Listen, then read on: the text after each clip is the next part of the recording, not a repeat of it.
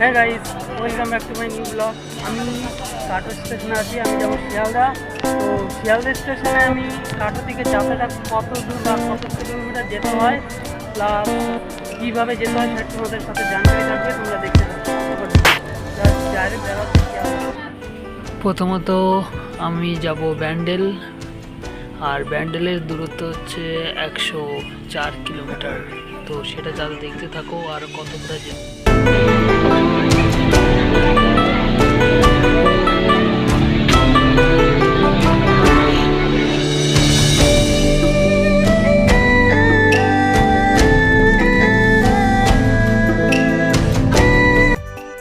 এই খাবার জিনিসটা খুব একটা আকর্ষণীয় ব্যাপার, যে সামনের দিকে গেলে খেতে ইচ্ছা করে, তাই একটা বাদাম নিয়ে নিলাম। বাদাম খেতে খেতে হঠাৎ দেখতে পাই পিছন দিকে কি আওয়াজ আসছে। তো আওয়াজটা আস্তে আস্তে গিয়ে দেখি যে ঝামেলায় পরিণত হয়েছে। গিয়ে দেখি মেয়েরা ছেলেরা সব ঝামেলা লেগেছে। ভাবছি যে একবার যাই ছাড়াই, কিন্তু আমার গিয়ে কী হবে, আমি হয়তো 4-5টা খেয়ে যাবো, এই জন্য আর গেলাম না। পরে ভাবছি যদি ওদের সাহায্য নাই করতে পারি, দাঁড়িয়ে দাঁড়িয়ে ঝামেলা দেখা তো আরও অপরাধ। তাই আমি নিজের জায়গায় গিয়ে নিজে বসে বাদাম খাচ্ছি। নিজের জায়গায় বসে শান্তি নেই, জিজ্ঞেস করছি কী হয়েছে না হয়েছে। আমি ক্লিয়ার বুঝতে পারিনি, তোমাদের জন্য যাবো। কিছুক্ষণ বাদ শুনতে পেলাম যে ঝামেলাটা থেমে গেছে। ঝামেলাটা থামার পর হচ্ছে সব চুপচাপ ব্যান্ডেলের দিকে রওনা হয়েছে। ব্যান্ডেল দিক প্রায় চলে গিয়েছে। দেখা যাচ্ছে সেই ব্যান্ডেলের ইঞ্জিনের মাথাগুলো ধীরে ধীরে। তখনই আমি বাইরে হুকুম দিয়ে দেখি যে ব্যান্ডেলে ঢুকে পড়েছে 104 কিলোমিটার। তো এখানে পৌঁছাতে লাগে 104 কিলোমিটার। তো তোমরা অবশ্যই এটাকে মোবাইলে দেখে আসবে আর জানকারি নিয়ে আসবে। ব্যান্ডেল থেকে আমি যাবো এখন। আমার ভাগ্যটা খুবই ভালো যে ব্যান্ডেলে গাড়ি ঢোকার সাথে সাথেই আমি নৈহাটি গাড়িটা পেয়ে গেছি।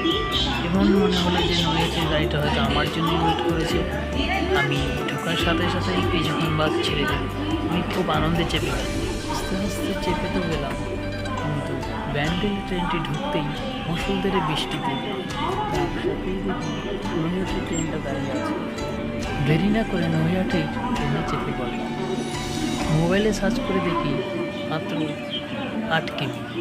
তো সেই ট্রেনটি তার গন্তব্যস্থানে ছুটতে লাগলো নৈহাটির উদ্দেশ্যে। নৈহাটি থেকে ট্রেন ধরবো।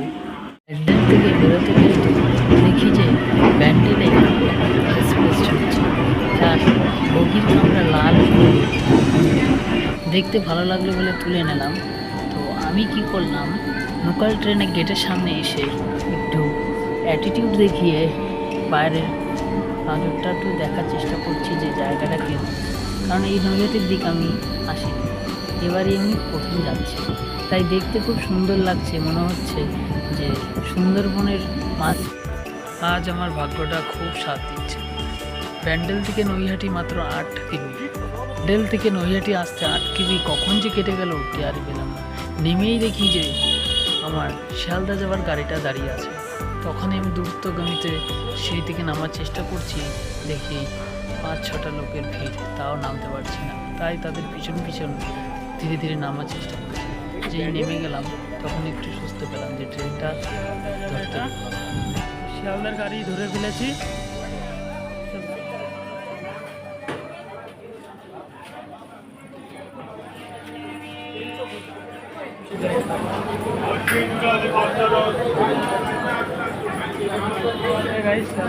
নৈহাটি থেকে শিয়ালদা যাওয়ার গাড়িটায় উঠে অনেক বড় একটা নিঃশ্বাস। টাইম মতন গাড়িটা তো পেলাম, যদি না পেতাম সেই কখন গাড়ি। মাত্র নৈহাটি থেকে শিয়ালদা যাওয়ার গাড়িটা হচ্ছে 27 কিমি। তাই সেই চিন্তা করে আমি এগিয়ে চললাম। পৌঁছতে কিছুক্ষণ বাদে আমি শিয়ালদা স্টেশন। যদি সামনে দেখতে রাজমহলের মতো, এটা হচ্ছে শিয়ালদা। তো শিয়ালদা ঢুকতে ঢুকতে দেখি সেই কত রাজমহলের মতন সেই আলিশান স্টেশন তোমাদের আমি দেখাতে থাকি। তোমরা দেখতে হচ্ছে শিয়ালদা দিকে রাস্তায়। আশা করি তোমরা ভুলে গেছো। আমার চ্যানেল সাবস্ক্রাইব করো, বেশি বেশি শেয়ার করো, লাইক করো, আর আমার চ্যানেলকে ফলো করো। আমি তাহলে তোমাদের